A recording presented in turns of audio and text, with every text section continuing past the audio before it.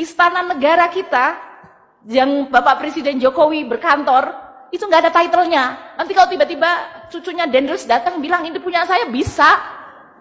Itu real story. Itu real story. Dan jangan lupa, Kementerian Keuangan depan itu adalah gedung Dendels dia. Itu gedung yang dibuat untuk sebagai, sebetulnya waktu itu adalah headquarter-nya VOC kan? Kemudian VOC kemudian diambil alih sama pemerintah Belanda. Jadi kalau kita tidak punya title, it could be banyak sekali lokasi maupun bangunan itu bisa diambil alih. Jadi waktu heroik kita melakukan tahun 2000 berapa Pak Hadianto? 2006, 2007. The whole effort kita lakukan untuk membangun barang milik negara. Dan tentu saja kita disclaimer. Karena masih banyak ada yang cuma ditaruh aja, pokoknya masuk neraca dulu supaya nggak hilang. Kemudian kalau ke TNI Polri, mereka TNI bilang, wah jangan dibukukan, ini rahasia, ini semua persenjataan kita. Tapi ada helikopter yang sudah nggak dipakai, yang harusnya dimusnahkan, ya tidak dimusnahkan, pokoknya itu rahasia. Jadi untuk membangun kepercayaan semuanya, termasuk waktu itu hampir semua kementerian lembaga, punya barang-barang milik negara yang dikerjasamakan dengan swasta, menghasilkan penerimaan terus masuk duit pejabatnya, nggak masuk dalam laporan keuangan. Jadi teman-teman mahasiswa di sini ya, 2006, 2007 ke 2018 sekarang, it is only 10 or 12 years.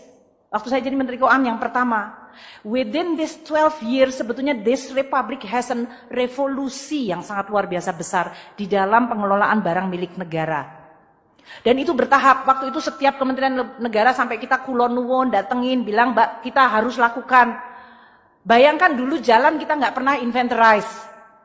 Kita nggak pernah tahu kita udah bangun berapa jembatan, kita nggak tahu berapa sekolah kita bangun, universitas pun kita nggak tahu.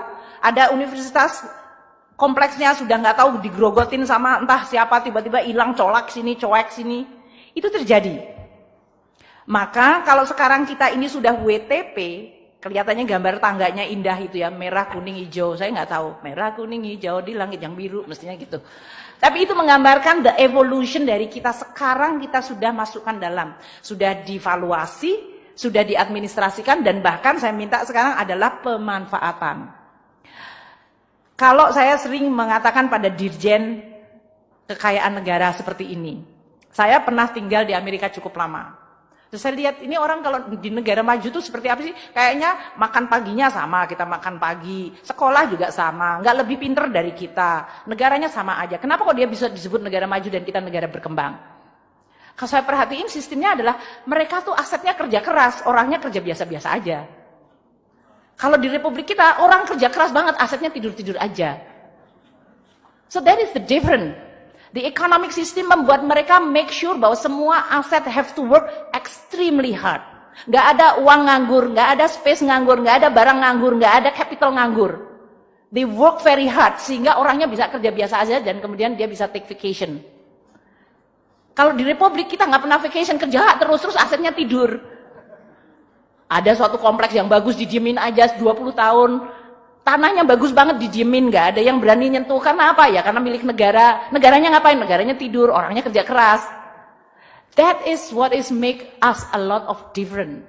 Makanya saya sekarang tuh selalu gelisah. Saya bilang sama Pak Isa, saya nggak peduli dan saya nggak kepingin melihat ada barang negara secuil apapun yang dia itu waste, idle, sia-sia, tidur, malas.